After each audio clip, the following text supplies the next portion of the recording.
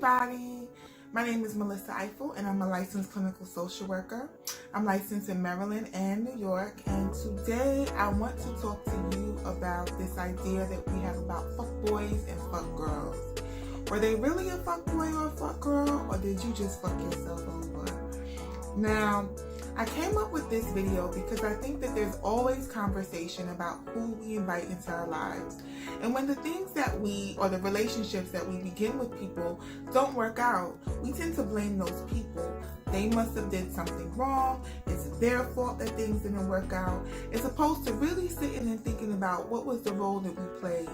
And 9 times out of 10, if you did a good job of paying attention to these 4 things in the context of your relationship, before committing to your relationship, then you would have been able to spot if this person was a good partner for you or not. Ready for them? Here we go. The first point is purpose. Now, are you and the person who you're trying to get into a relationship with or date, are you in it for the same reason? A lot of times when we meet somebody, that person, either by their behavior or by what they're telling us, tells us what they want, right? Now, sometimes you'll meet somebody and they'll be like, oh, I really want a relationship. But then as you get to know them, the things that they're engaging with in terms of talking to you don't really demonstrate that either they want a relationship or they want the kind of relationship that you want. Do you like to speak to your partner frequently, but they have a habit of not returning phone calls? Do you like to spend time with your partner frequently, but they have a habit of not wanting to spend time with you? Are you the kind of person who likes date nights or who likes gifts, small trinkets, but they have a habit of not wanting to meet those needs? What is the purpose of the relationship? Are you being honest with yourself about what the purpose is for you?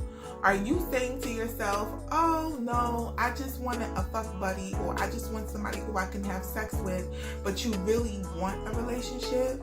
Are you looking at this person and really understanding what you want and what they want honestly? When you begin to understand purpose, that's your frontline defense for being able to contextualize if this is the relationship for you. Okay? Purpose is the first P. The second P is patterns. We never want to believe that what someone did in their past relationship is something that they can do to us. When we first meet people, granted, most people give you their representative. But as you ask questions about what happened in their last relationship or their last situationship, which most of us don't like to ask those questions, you begin to see what are some of the patterns that they engage in those relationships that either, one, lend itself to the kind of relationship that you want, or don't lend itself to the kind of relationship that you want. Is this someone who has had multiple partners, who has a history of infidelity in relationship, who has multiple children with multiple people? Not that there's anything wrong with that, right? Or is this someone who leaves relationship without having communication? Is this someone who ends relationship easily? Or is this someone who, by witnessing the kind of relationships they've had, by listening to how they speak about their previous partners or their previous experiences, you have the opportunity to see that they engage in patterns with relationship that are consistent with the kind of relationship that you're looking for or that you want. Okay? So that's the second P, patterns. The third P is pain points. We forget that oftentimes when we have a certain type of history with a certain kind of partner, or when we have a history from our childhood, that it's often easy to connect to people who either have a similar history, or we connect to people who give us the opportunity to feel like we have mastery over pain points. Now, a pain point is something that has happened to you in your life that is a source of frustration, stress, or some sort of trauma. It's something that impacted you and may have even changed you in some fundamental way throughout the course of your life. One example of this that is clearly sort of demonstrated often is the young woman who may have had some sort of sexual trauma, and then her goal becomes to regain control over her sexual life by engaging in sex with other people. Now, there's nothing wrong with being sexually free. But if the underlying idea is that you're going to be in relationship with someone because it's going to prove something different for you, that is connecting to them through a pain point. Or you both have similar histories that were difficult for you. Both of you had parents who were not present for you. Both of you felt alone the majority of your life. Both of you are simply looking for love. That is connecting to someone based on a pain point. The challenge with connecting to someone based on a pain point is that while that might bring you closer in the moment, typically one or both of you may seek healing with regards to that pain point. As you grow, the connection needs to be based on something different.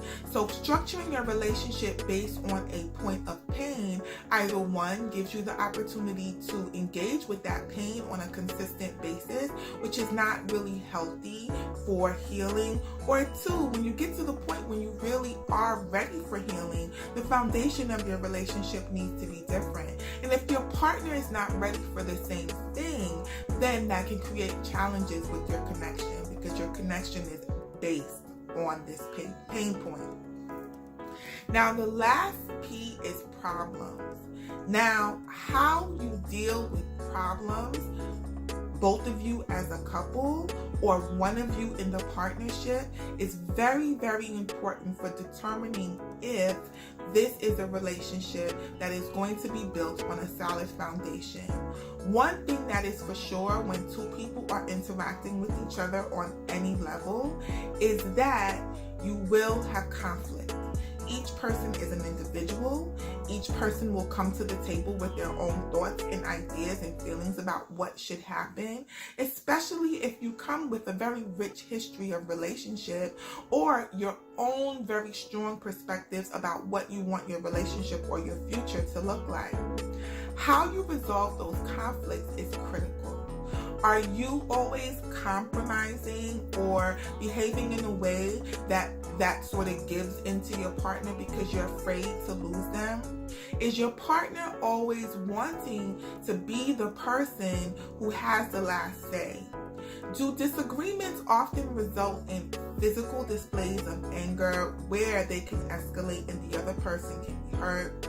Is one person always shutting down the conversation so that there isn't really an opportunity for true resolution, but just to assert their authority?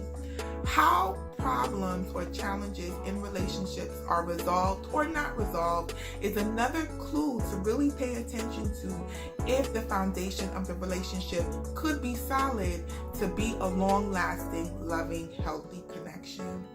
So there we have it. We have the 4 P's that you should pay attention to when you're trying to figure out if this individual is someone who could be a relationship for you. Purpose, okay? Are you guys on the same page? Pattern. What are your patterns and their patterns in past relationship? And does it lend itself to a healthy connection with the person who you're trying to engage with? What was the third P? Oh, pain points. Pain points. Are you connecting to them from a point of pain or something that is difficult for you? And is that the foundation of your relationship? Problems. How do you resolve problems in the context of your relationship? So I'm hoping that was helpful to you. Please don't forget to subscribe and link if you're on my YouTube channel. DM me if you have any questions, if you're on Instagram, and feel free to connect with me at any point in time. Have a good day, people. See you next time.